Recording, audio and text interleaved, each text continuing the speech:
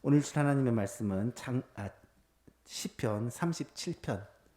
오늘은 시편 37편 1절에서 11절까지의 말씀 교독하겠습니다. 시편 37편 1절에서 11절입니다.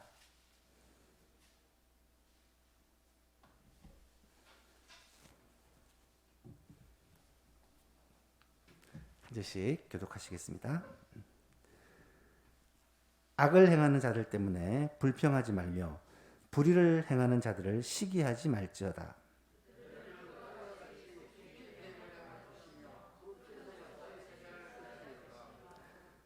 여호와를 의뢰하고 선을 행하라. 땅에 머무는 동안 그의 성실을 먹을거리로 삼을지어다.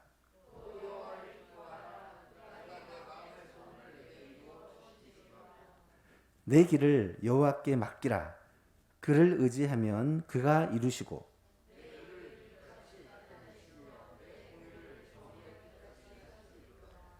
여호와 앞에 잠잠하고 참고 기다리라. 자기 길이 형통하며 악한 꾀를 이루는 자 때문에 불평하지 말지어다.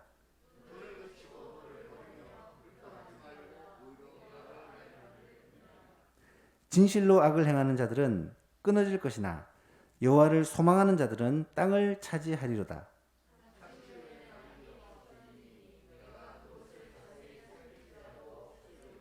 함께 있습니다. 그러나 온유한 자들은 땅을 차지하며 풍성한 화평으로 즐거워하리로다. 아멘. 지난달부터 우리는 금요기도의 시간에 시편 말씀을 좀 살펴보고 있습니다.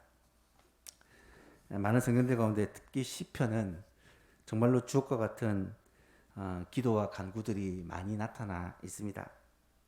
시편을 계속해서 묵상하다 보면 이 시인의 묵상, 시인의 기도가 나의 기도가 되어지는 그런 경험들을 우리는 하게 됩니다. 시편 말씀을 통하여 이 시인의 그 감동을 우리도 느끼기를 원하고, 시인이 하나님께 기도하고 부르짖어 응답받는 그 응답의 복을 우리도 누릴 수 있었으면 좋겠습니다. 오늘 함께 살펴볼 시편이 37편인데요.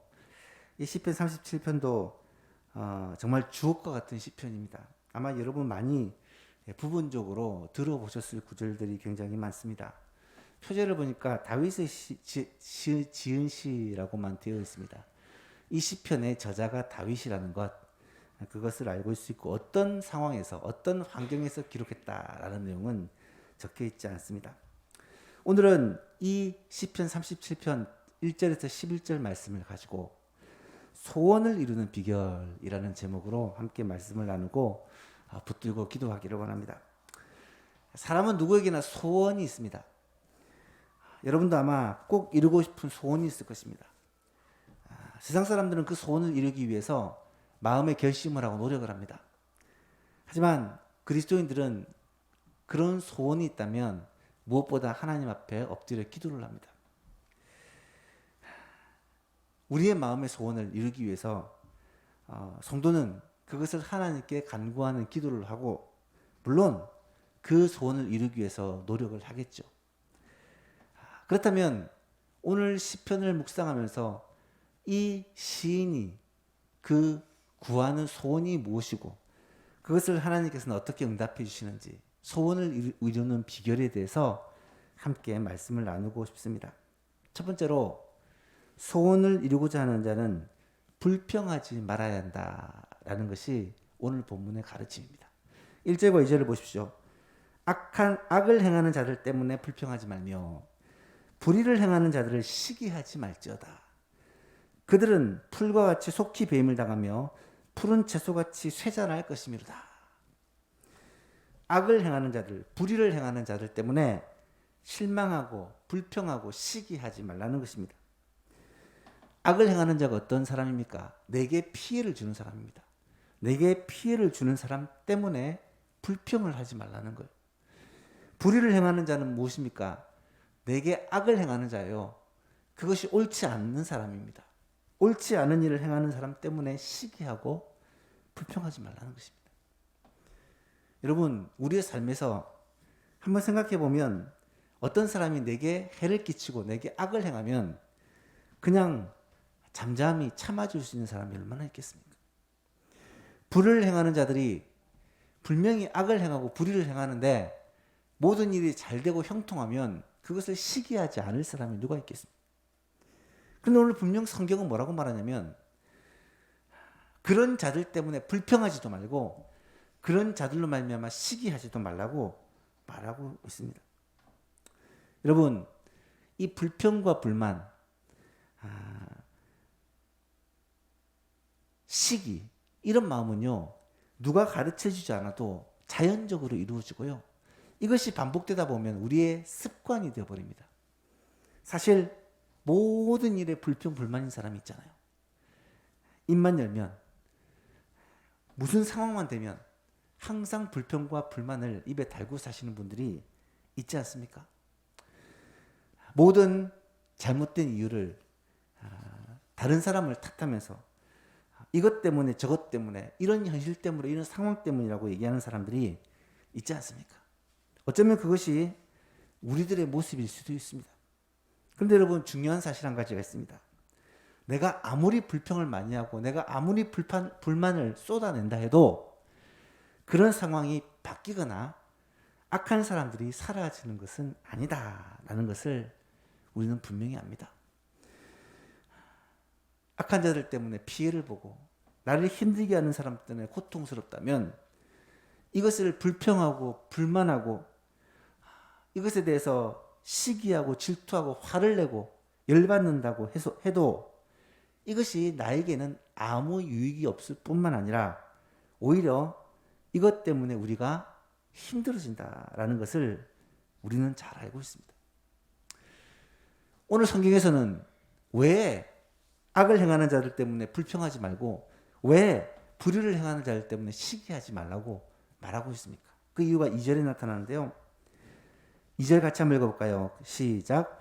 그들은 풀과 같이 속히 배임을 당할 것이며 푸른 채소같이 쇠잔할 것이미로다. 여기서 그들은 누굴 말합니까? 앞에 나오는 악인들, 불의한 자들. 악인들, 불의한 자들은 뭐라고 말하냐면 속히 배임을 당한답니다. 여러분, 풀이나 채소의 특징이 뭡니까? 오래 안 갑니다. 풀이나 채소는 금방 시들어버리고 맙니다. 악한 자들의 형통, 불의한 자들이 잘 나가는 것, 나를 힘들게 하는 사람들이 승승장구하는 것, 여러분 그것이 얼마 남지 않았다는 것입니다. 길지 않다는 거예요. 사랑하는 성도 여러분, 이 말씀을 기억한다면 혹시 여러분 주위에 여러분을 힘들게 하는 사람, 여러분에게 악을 행하는 사람, 그런데 정작 그 사람은 하는 일마다 잘 되는 그런 사람이 있다면 부러워하지 마시기 바랍니다. 불평 불만하지 마시기 바랍니다. 오히려 그런 사람이 있다면 불쌍히 여길 수 있어야 돼요. 왜요? 얼마 안 남았거든요. 얼마 안 남았거든요. 오래 가지 않거든요. 하나님의 심판이 지금 문 앞에 있다는 것입니다. 혹시 지금 상황과 형편이 많이 힘든 분이 계십니까? 여러분을 힘들게 하는 사람 때문에 좌절하고 낙심하고 싶은 마음이 드는 그런 분이 계십니까? 그렇다면 불평 불만 대신에 시기 질투 대신에 낙심 좌절 대신에 하나님을 의지함으로 다시 한번 힘을 얻는 저와 여러분 될 수 있기를 축복합니다. 오늘 보면 7절 이하를 보면 이렇게 말씀하고 있어요. 여호와 앞에 잠잠하고 참고 기다리라.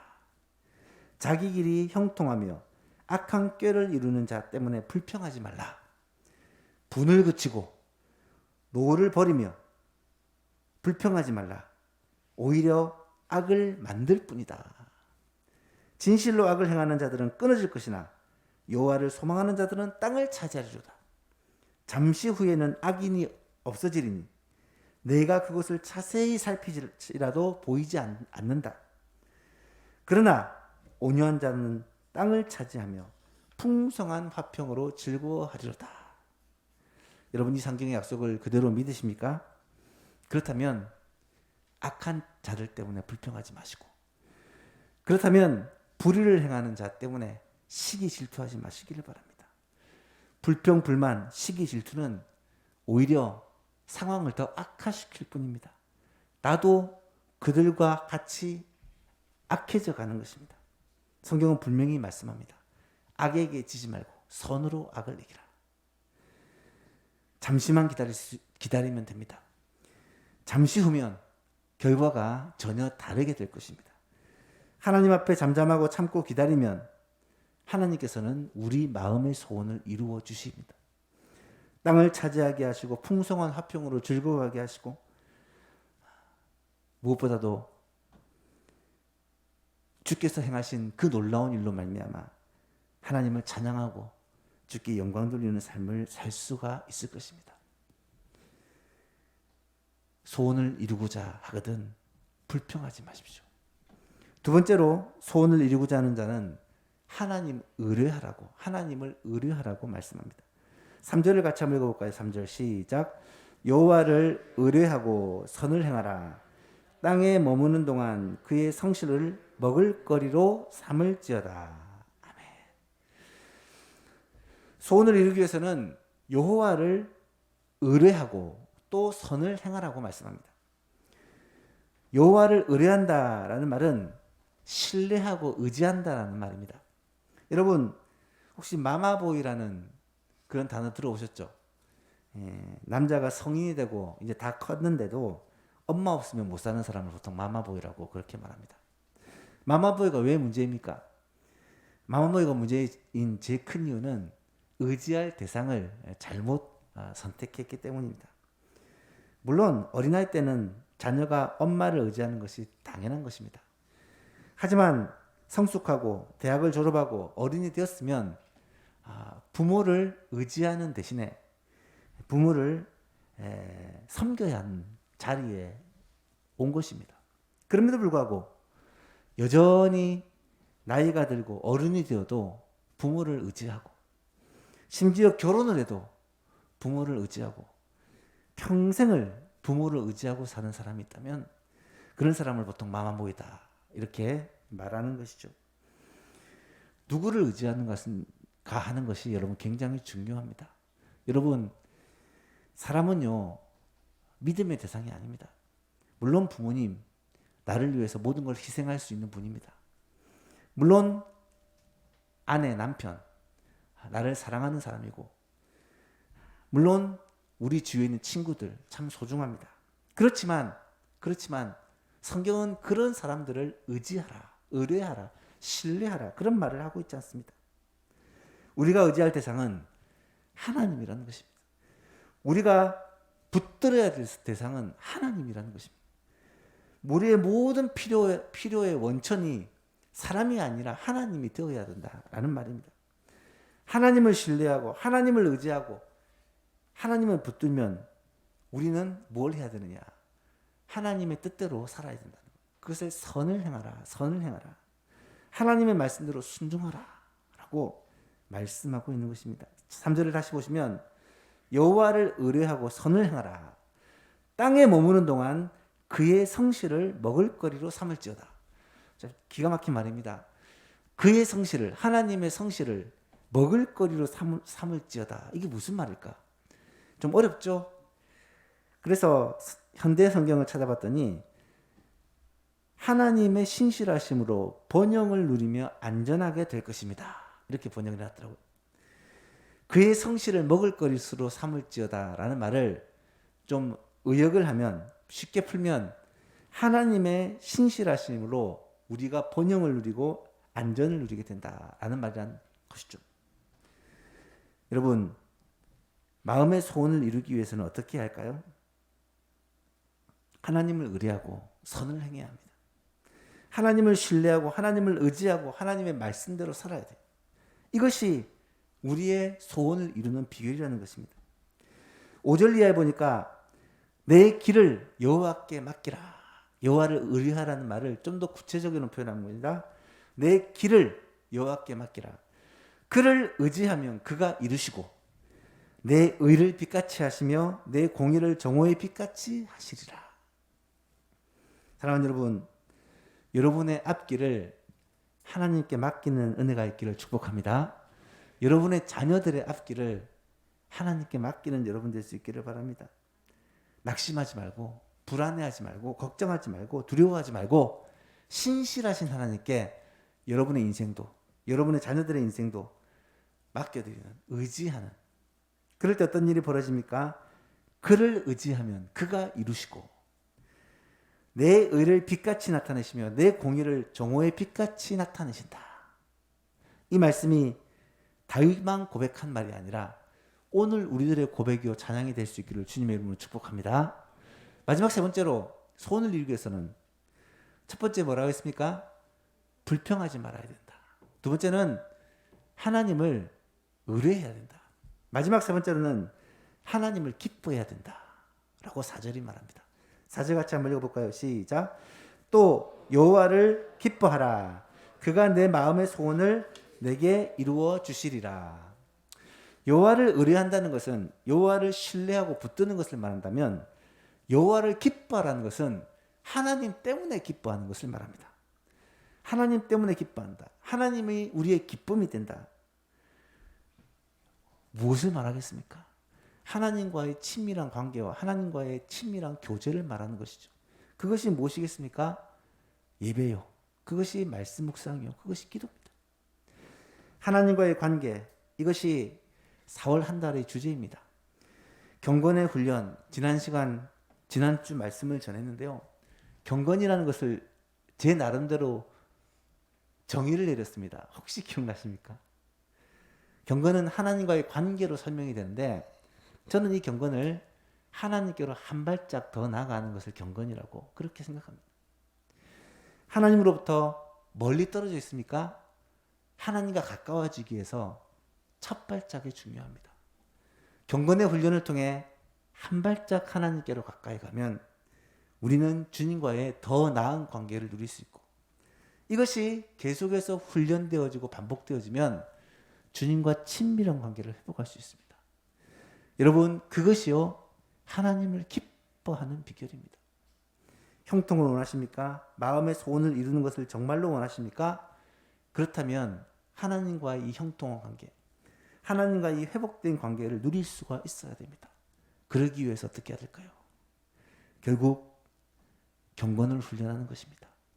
말씀을 통해, 기도를 통해, 예배를 통해 주님과의 이 친밀한 관계를 다시 한번 회복하는 것입니다. 사랑하는 성도 여러분, 마음의 소원을 이루는 비결이래요. 우리 마음의 소원을 이루는 비결이 불평불만하지 말아라. 하나님을 의지해라. 이거는 이해가 되는데, 우리의 마음의 소원을 이루기 위해서는 하나님을 기뻐하래요. 하나님과 친밀한 관계를 누리고 하나님 때문에 즐거워하고 하나님 때문에 행복해하래요. 왜 그럴까? 하나님은 우리의 아버지시기 때문입니다. 하나님은 우리를 너무너무 사랑하시고 부모가 자녀로 인해 기뻐하는 것처럼 하나님이 우리 때문에 기뻐하신다는 거예요. 우리와 만나고 우리와 교제하고 우리와 함께 있을 때 하나님의 큰 기쁨이 된다는 거예요. 그러기 위해서 우리는 이 기도의 자리에 나와 있고, 그러기 위해서 우리는 말씀 앞에 서고, 그러기 위해서 우리는 기도 자리에 나아가는 것입니다.